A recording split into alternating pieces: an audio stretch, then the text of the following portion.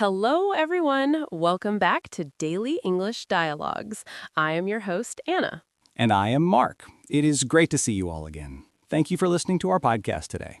Today, we have a very special topic. It is a topic that many of you ask about in the comments. We are going to talk about how to speak English like a native speaker. That is right, Anna. Everyone wants to sound natural. Everyone wants to sound like they were born in an English-speaking country. But is it possible for a beginner? It is a big goal, Mark, but yes, there are many easy tips that can help you get closer to that goal. You do not need to be perfect. You just need to know a few secrets. Exactly.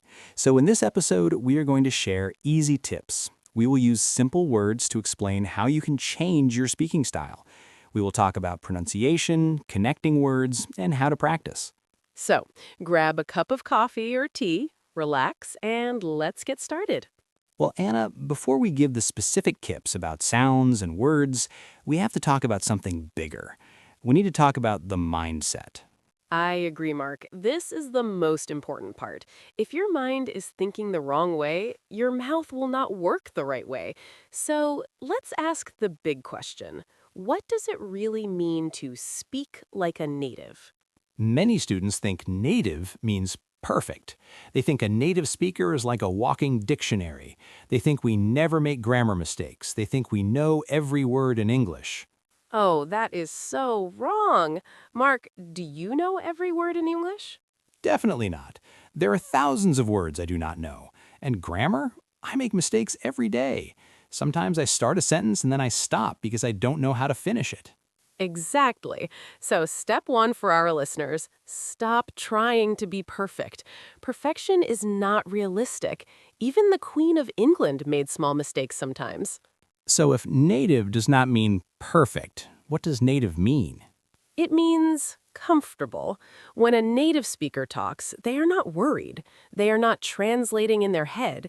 They're just sharing their ideas. I like that. It's about connection, not perfection. When you speak, are you connecting with the other person, or are you connecting with a grammar book in your head? That's a great image. Beginners often have a grammar check in their brain. Before they say hello, they check the verb, the tense, the preposition. By the time they speak, the moment is gone. And that makes them look nervous. And when you look nervous, you don't look like a native speaker. Confidence is 50% of the battle. There is another big myth we need to talk about, Mark. Accents. Oh, this is a huge one. Students tell me all the time, I want to lose my accent. I want to sound American, or I want to sound British. Listen to me carefully. You do not need to lose your accent to sound native-like. That might sound strange to our listeners. Can you explain? There are millions of people who speak English perfectly, but they still have an accent from their home country. And that's beautiful. Your accent is your history. It's who you are. Sounding native is not about erasing your accent. It's about pronunciation. These are two different things.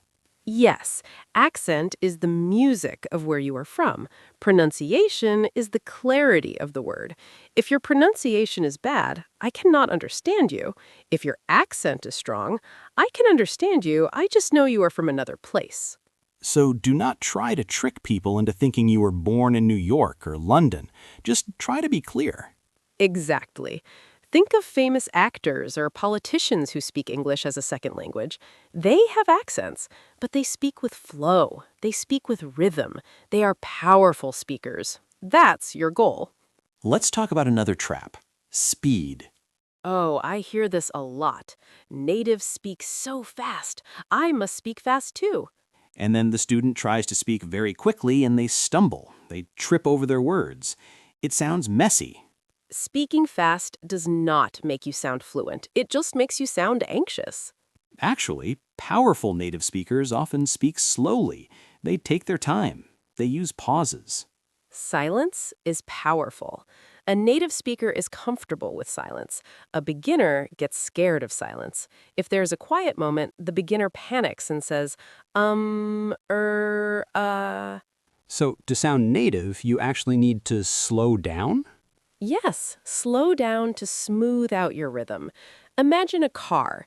It's better to drive smoothly at 40 kilometers per hour than to drive at 100 kilometers per hour and crash into a wall. That's the river mode we talked about earlier. Smooth water, not fast, crashing water. There's one last part of the mindset, Mark. It's about control. Control? Beginners try to control everything. They want to control the grammar, the vocabulary, the situation. Native speakers let go of control. We improvise, like jazz musicians. Yes, if I forget a word, I don't stop. I use a different word. I say, the thing you use to open a bottle. I describe it. I keep going. A beginner would stop and say, I forgot the word for opener. I'm sorry, my English is bad. Never apologize for your English. The moment you say, sorry, my English is bad, people stop treating you like an equal. They start treating you like a student. Fake it until you make it. If you forget a word, smile and use your hands. Use a synonym. That's what natives do. So, let's summarize the mindset. 1. Perfection is impossible. Don't try for it. 2. Your accent is fine. Focus on clarity, not erasing your history. 3. Speed is not fluency. Slow down and breathe. 4. Don't apologize. Keep the conversation moving. If you change your mind, your mouth will follow. Are you ready to get into the technical tips now? Let's look at our first technical tip. This is the easiest change you can make today. It is about using contractions. Contractions. This sounds like a medical word. Can you explain what a contraction is for our listeners? Sure.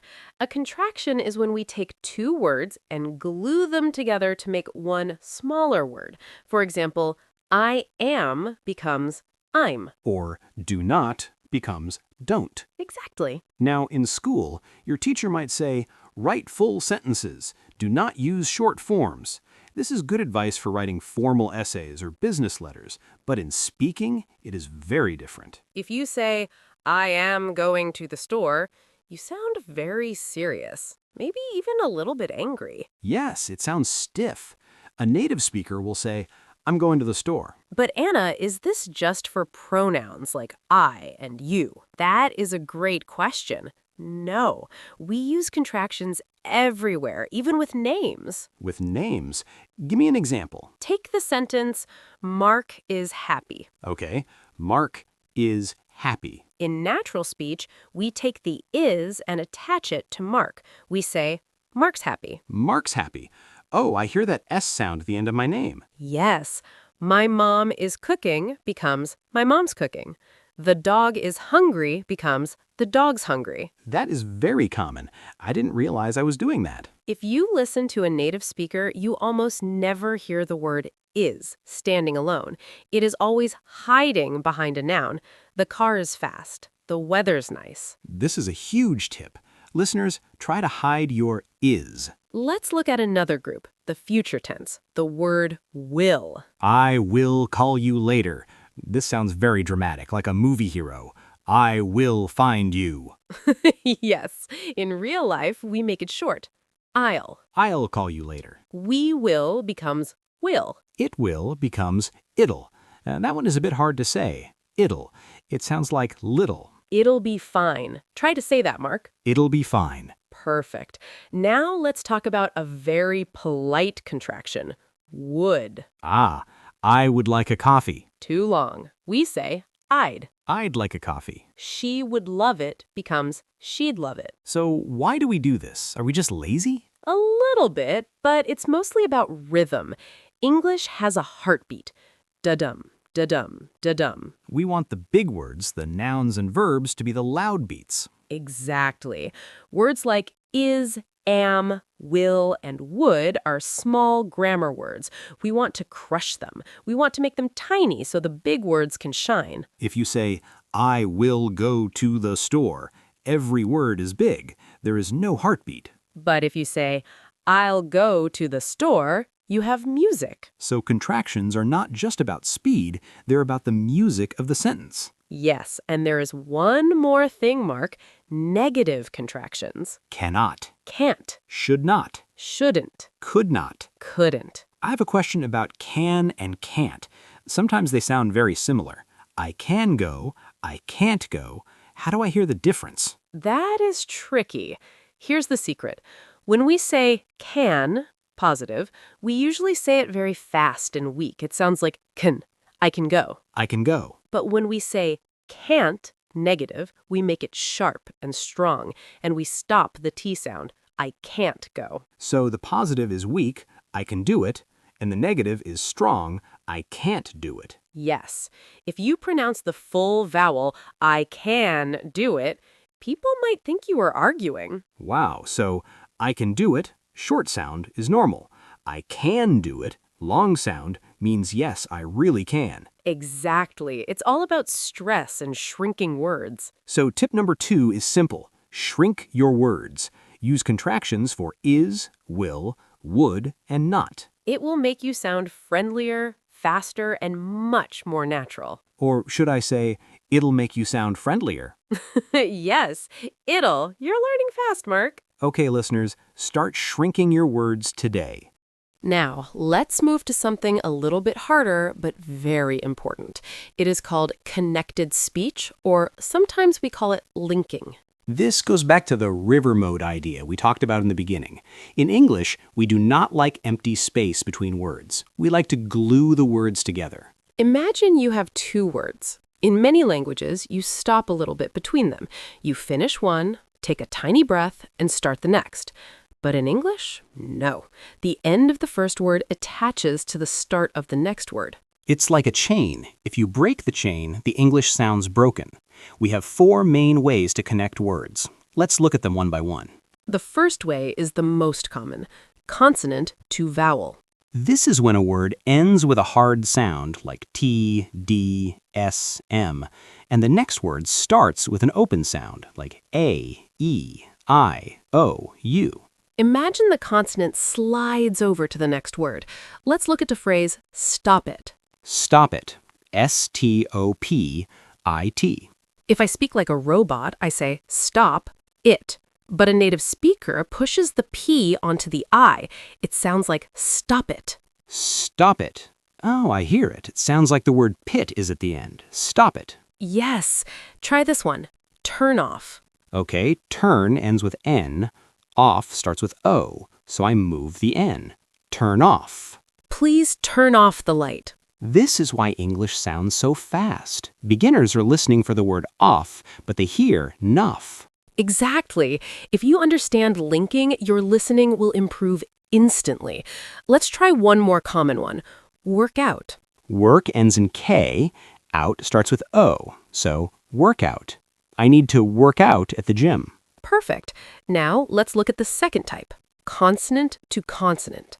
What happens when the sounds are the same, like big game? Big ends with G, game starts with G. Do we say big game? Do we say the G 2 times? No, that is too much work. We are lazy speakers. We just say one long G. Big game.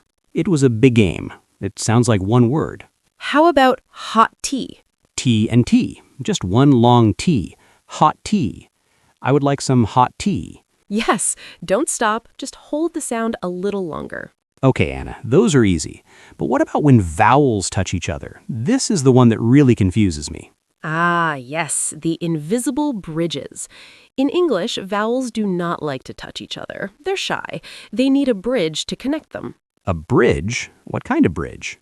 We use 2 sounds as bridges, a little W sound or a little Y sound. Wait, we add sounds that are not written in the sentence? Yes, we add them to make the flow smooth. Let's look at go out. Go ends in O. Out starts with O. Your mouth is round when you say go. To move to out, your lips naturally make a W shape, so we say go wout. Go wout. I hear a W. I want to go wout at the gym. Perfect. Now, what if the first vowel is flat, like E or I? Then we use a Y bridge. Like I eat? I ends with a smile shape, so we slide into a Y. I eat. I eat pizza. See it. See it. If you don't use the bridge, your voice has to stop. See it. It sounds choppy. See it sounds liquid. That is amazing. The W and the Y are the secret glue. Okay, Mark, are you ready for the final type? This is my favorite. It is sound mixing. Sound mixing? Sometimes two sounds crash together and create a new sound. The most famous one is when T meets Y. T plus Y, like nice to meet you? Exactly. Meet ends with T, you starts with Y. When they crash, they turn into cha. Cha? Like cheese? Yes, meetcha. Nice to meetcha. I hear that all the time. I thought it was slang. It's just natural blending. Look at the question, don't you? T and Y, don't-cha. Don't-cha like it? And what about D plus Y? D and Y, do they make a j sound like juice? Yes, did you becomes didja. Did you see that? Did you go home? And could you becomes coulda. Could you help me? If you say, could you help me, you sound very formal and stiff. Could you help me sounds warm and native. This is incredible. So we have slides, consonant to vowel, stop it, holds, same consonants, big aim, bridges, W and Y, go out, I eat, and mixes. T plus Y becomes cha, don't-cha, and D plus Y becomes ja, did-ya. That is a perfect summary. Listeners, practice these. Take simple phrases and try to glue them together. Don't break the chain. Okay, Mark, we cannot talk about native speaking without talking about the secret verbs. Ah, I know what you mean. The words that your teacher might tell you are wrong, but everyone uses them. I'm talking about words like wanna, gonna, and gotta. These are not official dictionary words in formal writing. You should definitely not write gonna in a business email or an academic essay. No, never write them in formal letters. But in speaking, we use them 90% of the time in casual situations. If you don't use them, you might sound like a robot. Let's break them down. The first one is the most popular, gonna. Gonna is short for going to. But be careful, Mark, there is a danger rule here. A danger rule? Tell me. You can only use gonna when you're using the future tense, when there's a verb after it. Example? I'm going to swim. This becomes I'm gonna swim. I'm going to eat. This becomes I'm gonna eat. But if you're going to a place, you cannot use gonna. Wait, really? So I cannot say I'm gonna New York? No, that sounds terrible. You must say I'm going to New York. Ah, I see. So if it's an action, use gonna. If it's a place, keep going to. Exactly. I'm gonna fly to Paris, action. I'm going to Paris, place. That is a very important rule. I think many students make that mistake. Okay, what about wanna? Wanna is want to, but it can also be want a. Oh, double meaning. I want to go home becomes I wanna go home, but also I want a banana becomes I want a banana.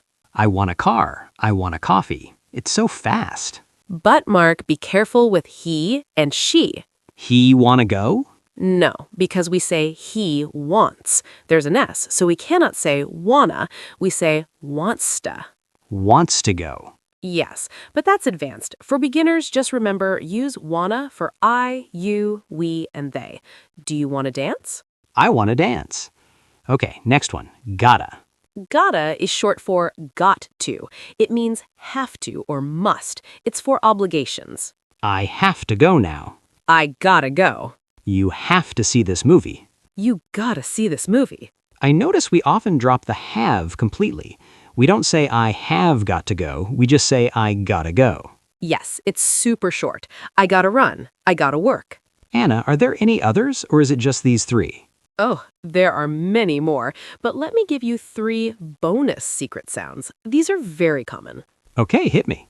Number 1, dunno. Dunno. That means I don't know. Yes, where is the key? I don't know.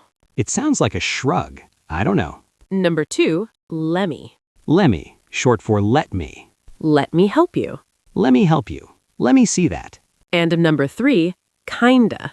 Kinda, short for kind of. It means a little bit. I'm kinda hungry. She's kinda funny. It's kinda cold today. So let's mix them all together in one sentence. Listen to this. I don't know if I want to go. I'm kinda tired. That sounds perfectly native. I don't know if I want to go. I'm kinda tired. Compare that to the robot version.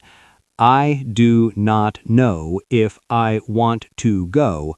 I am kind of tired. The robot version takes 5 seconds. The native version takes 2 seconds. That is the power of secret sounds. A final warning, though. These are casual. Do not use them in a job interview. Do not use them with a police officer.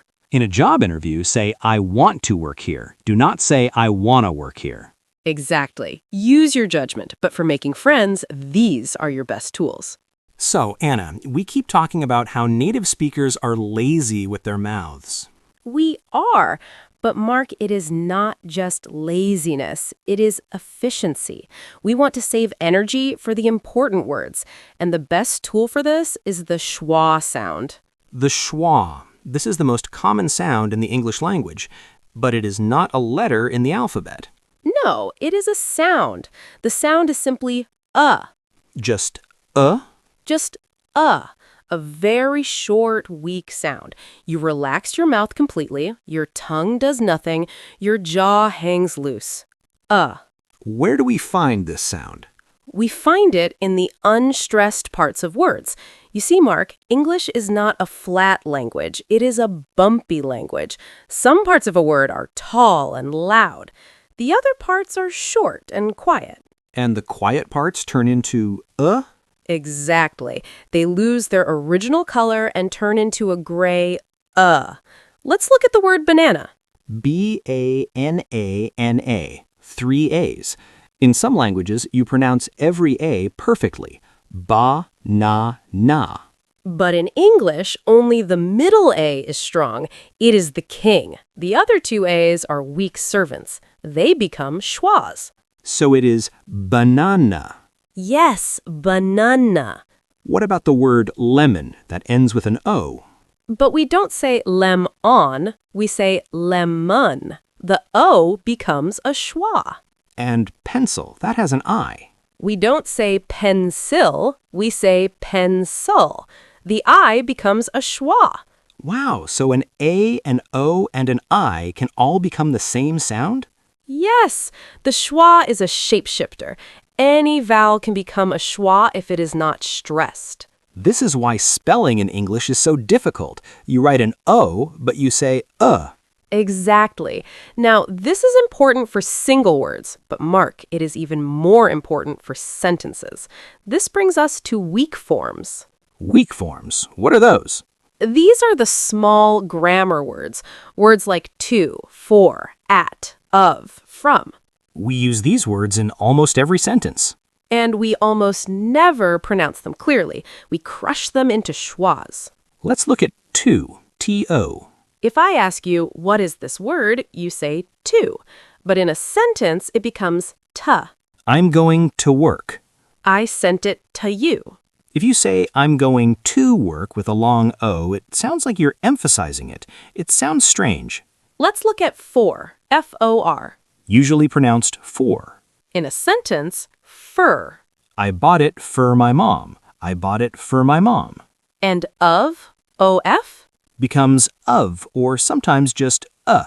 cup of tea. Picture a me. Cup of tea. That sounds so British. It is native. If you say cup of tea, it stops the flow. So, the tip here is identify the content words, nouns, verbs, and make them clear. Then take the grammar words, to, for, at, and destroy them. Make them Let's try a full sentence. I can go for a walk at the park. Okay, let me find the big words. Go, walk, park. Good. Now reduce the others. Can becomes kn, for becomes fur, a becomes at becomes ut, the becomes the. Okay, let me try. I can go for a walk at the park. Perfect. Listen to the rhythm. Da-da-da, bum. Da-da-da, bum. It sounds like music. If you don't use the schwa, you sound like a machine gun. Tech, tech, tech, tech, tech. We want to sound like waves. This is a hard habit to break. My eyes see T-O, so my mouth wants to say to. You have to stop reading with your eyes and start trusting your ears. The schwa is the secret to that native flow. The lazy sound. I think I'm going to love this sound. Embrace the laziness, Mark. Okay, we have talked about sounds. Now let's talk about music. Music? We're not singing, Mark. But English is like music. It goes up and it goes down. This is called intonation. Ah, yes. This is the melody of the language.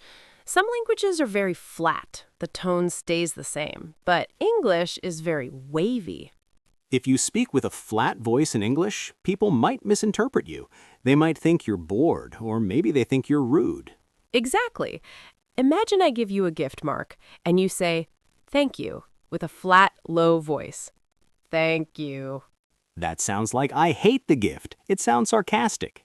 But if you use the music, if you go high, then low, thank you. That sounds sincere. That sounds happy. So the music carries the emotion. Let's look at the three main patterns. The first one is the fall. The fall. This is when your voice goes down at the end of the sentence. We use this for statements, facts, when you are finished talking. My name is Mark. Voice goes down. It is a nice day. Voice goes down. The down sound tells the listener, stop, I am finished. Now, the second pattern is the rise. This is when your voice goes up at the end. We use this for yes-no questions. Are you hungry? Up. Do you like it? Up. The up sound tells the listener, I am waiting for an answer. But, Anna, here is a trap. A big mistake beginners make. What about WH questions? Who, what, where, when, why? Ah, this is the danger zone. Many students go up for these questions. They say, what is your name? High pitch. That sounds wrong. It sounds like you are surprised, or maybe you are deaf. For WH questions, we actually go down. Really? Yes, listen. What is your name? Down. Where do you live? Down. How are you? Down. Wow! So, are you happy? Up, because it's yes, no. Why are you happy? Down, because it's a WH question. Exactly. If you master that, you will sound much more native. Let's talk about another pattern, lists. Oh, I love the list rule. It is very logical. Imagine you were buying 3 things: apples, bananas, milk. For the first items, your voice goes up. This tells the listener, I am not finished, there is more. Apples, up. Bananas, up. And on the last item, your voice goes down. And milk, down. I bought apples, bananas, and milk. If you go up on the last word, I bought apples, bananas, and milk, people will stand there waiting. They think you're going to say a fourth thing. So up, up, up, down. That's the rule for lists. Now I want to talk about stress for meaning. This is like a spotlight. A spotlight? Yes, you can shine a light on one specific word in a sentence to change the meaning completely. Let's use a famous sentence pattern. I didn't say he stole the money. That's a simple sentence, but let's move the spotlight. First, stress I. I didn't say he stole the money. That means I didn't say it. Maybe John said it, but not me. Now stress say. I didn't say he stole the money. That means I didn't say it with words. Maybe I hinted at it. Maybe I wrote it down, but I didn't speak it. Now stress he. I didn't say he stole the money. That means I think someone else stole it, not him. Maybe she stole it. Now stress money. I didn't say he stole the money. That means he stole something else. Maybe he stole the jewelry or the car, but not the money. It's the exact same sentence, but it has 4 different meanings just because of the music. This is why beginners sometimes get confused. They understand the words, but they miss the spotlight. So how do we practice this? Exaggerate. Exaggerate? Yes, be an actor. When you practice, make your voice go very high and very low. It will feel silly. It will feel very silly. You will feel like a clown, but when you go out into the real world, your brain will naturally relax a little bit and you will sound perfect. If you practice small, you will sound flat. If you practice big, you will sound normal. Exactly. Treat English like a song. Sing the sentences. We have talked a lot about pronunciation. Let's talk a little bit about the words we choose. Vocabulary. This is where many students get stuck. To sound native, should I use big, fancy words? Should I use words like nevertheless, furthermore, and consequently? No, please no, unless you're writing a university thesis or giving a speech to the president. In normal conversation, if you use those words, you sound cold. You sound like a textbook. Native speakers prefer a specific type of word. We prefer phrasal verbs. A phrasal verb is a verb plus a small word, a preposition, like give up, look for, or run out. Here's a little history lesson, Anna. English has two parents. One parent is Germanic, simple action words. The other is Latin/French, fancy intellectual words. Beginners often learn the Latin word first because it looks similar to words in Spanish, French, or Italian. For example, enter. Enter is a fine word, please enter the room, but in casual life we use the Germanic phrasal verb come in. Come in sounds warm. Enter sounds like a sign on a door. Let's try another one. Extinguish. If there is a fire, the news reporter will say, the firefighters extinguished the fire. That's correct. But if you tell your friend, please extinguish your cigarette, you sound like a police officer. What would a native speaker say? Put out. Please put out your cigarette. Or instead of, I must continue my work, which is very formal. We say, go on. I need to go on with my work. Instead of, I tolerate my noisy neighbor. I put up with my noisy neighbor. Here's a big one, return. When will you return? This is okay, but when will you come back is much better. So the tip is, if there's a simple two-word verb, use it. It makes you sound humble and down to earth. Now let's talk about slang. This is the fun part. Slang is the spice of the language. A little bit is delicious, too much ruins the soup. Beginners often make a mistake here. They learn slang from movies that are 20 years old. Yes, they say things like groovy or talk to the hand. If you say that today, people will laugh at you, not with you. So how do we know what is safe? Stick to the safe slang. These are words that have been popular for a long time and won't disappear soon. Can you give us a safe list? Sure. 1, cool. It means good, relaxed, or okay. That movie was cool. 2, guys. This is for a group of people, men or women. Hey guys, what's up? 3, hang out. This means to spend time together doing nothing special. Let's hang out. 3, bummer. This means a bad situation or bad luck. I lost my phone. Well, that's a bummer. Those are timeless. You can use them with almost anyone. Now be careful with danger slang. These are words that are very new or maybe rude. Words from TikTok or Instagram trends. Words like riz or cap. If you're 15 years old, you can use them. If you're 40 years old and you say no cap, you might sound a bit silly. Also, be careful with swearing. In movies, people swear all the time. In real life, if you swear at the wrong time, it is very offensive.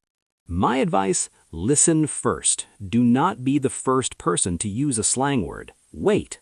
If you are with a new group of friends, listen to how they talk. Do they say cool? Do they say awesome? Do they swear? Copy them. Be a mirror. If they're formal, you be formal. If they're relaxed, you be relaxed. That's actually a great social skill, not just a language skill. Exactly. Speaking like a native is about fitting in, and vocabulary is the key to fitting in. So, Anna, we have given a lot of tips today. Contractions, linking, schwa, intonation. It is a lot of information. I think some of our listeners might feel a little overwhelmed. Exactly. They might think, how can I remember all of this? Do I need to study a grammar book for 5 hours a day? No, please do not do that. You cannot learn to swim by reading a book about water. You have to get wet. So how does a student practice this? They are at home, maybe they're alone in their bedroom. They do not have a native teacher living in their house. There's a fantastic technique called shadowing. Shadowing, like a shadow on the ground that follows you when you walk? Yes, you are the shadow. You follow the speaker. Wherever they go, you go. How does it work? Is it just repeat after me? It is deeper than that. Repeating is listen, stop, speak. Shadowing is listen and speak at the same time. At the same time? That sounds impossible. It is hard at first, but it is the fastest way to train your muscles. Muscles? Yes, speaking is a physical sport. Your mouth has muscles, your tongue is a huge muscle. Right now, your muscles know how to move in your native language. They do not know how to move in English. So shadowing is like going to the mouth gym. Exactly. Here's the 3-step process for beginners. Step 1. The silent listen. Find a short audio clip, maybe 1 minute long. Listen to it and read the text. Do not speak. Just understand the meaning. Okay, I understand the story. Step 2. The pausing imitation. Play the audio, pause it after every sentence, and repeat exactly what you heard. But Mark, don't just repeat the words, repeat the music. So if the speaker sounds angry, I should sound angry? Yes, be an actor. If they scream, you scream. If they whisper, you whisper. If they laugh, you laugh. This helps you feel the emotion of the language. Okay, step 3. This is the hard one. The true shadow. Put on your headphones, play the audio, do not pause. Speak along with the speaker. Try to be just a tiny bit behind them, maybe 0.5 seconds behind. Like an echo. Yes, you're chasing them. You're trying to match their speed, their intonation, and their rhythm. What if I make a mistake? What if I miss a word? Don't stop. Keep going. If you miss a word, jump to the next one. The goal is flow, not perfection. This sounds exhausting. It is. It's a brain workout. You only need to do it for 10 or 15 minutes. Anna, I have a question about materials. Should I shadow? Should I listen to the news? I do not recommend the news. Why? The English is perfect on the news. It is too perfect. It's formal. The economy has decreased by 5%. Nobody talks like that at a dinner party. So what is better? Podcasts like this one, YouTube vlogs or TV shows. You want conversational English. You want to hear people talking to people. And here's a scary tip from me, Anna. Record yourself. Oh, students hate this tip. I know, nobody likes the sound of their own voice, but it's necessary. Use your phone, record your shadow practice, then play the original audio and play your recording. Compare them. You'll hear things you didn't know you were doing. You might hear, oh, I'm not linking those words, or my intonation is too flat. The recording does not lie. It's your best teacher. So, summary for practice. 1. Find conversational audio. 2. Listen and understand. 3. Be an actor. Copy the emotion. 4. Speak with the speaker, the shadow. 5. Record and compare. If you do this for just 10 minutes every day for 1 month, your accent will change. I promise. It's not magic, it's just training. We have one final big tip. This one happens inside your head. Thinking in English. This is the hardest one for beginners. They usually think in their own language, translate it in their head, and then speak English. That process is too slow. It blocks the river. How do I stop translating? I can't just switch my brain. Start small. You don't need to think deep philosophical thoughts in English. Start with naming things. Naming things? Look around your room right now. What do you see? Don't say the word in your language, say it in English in your head. Table, light, phone. Okay, I see microphone, hand, water. Good. Do this when you walk down the street. Car, tree, bus. Then move to simple sentences. Describe what you're doing. I am opening the door. I am drinking coffee. I am tired. Talk to yourself in your head. Nobody can hear you, so don't be shy. If you do this every day, your brain gets used to finding the English words quickly. Eventually, you'll stop translating. And when you stop translating, that's when you really start to sound native, because the hesitation disappears. Wow, Mark, we have covered a lot today. We did. Let's do a quick summary for our listeners. A-N-N-A. 1. Don't try to be perfect. Focus on being smooth, like a river. 2. Use contractions. Say I'm, not I am. 3. Use connected speech. Link your words together. 4. Use the secret sounds. Gonna, wanna, gotta. 5. Use the schwa. Relax your mouth on unstressed sounds. 6. Use intonation. Make your voice go up and down like music. 7. Use phrasal verbs. They're more natural than formal words. 8. Practice shadowing. Copy native speakers exactly. 9. Think in English. Start with simple words in your head. That's a great list. If you do these things, your English will sound much more natural. But remember, it takes time. You won't sound like a native tomorrow, and that's okay. Enjoy the process. Speaking another language is a beautiful skill. Be proud of every step you take. We hope these tips help you. If you liked this episode, please let us know in the comments. Which tip was your favorite? Do you like shadowing or maybe the schwa sound? Tell us below. Don't forget to like and subscribe to Daily English Dialogues for more conversations like this. Thanks for listening, everyone. Keep practicing, keep flowing like a river. See you next time. Bye!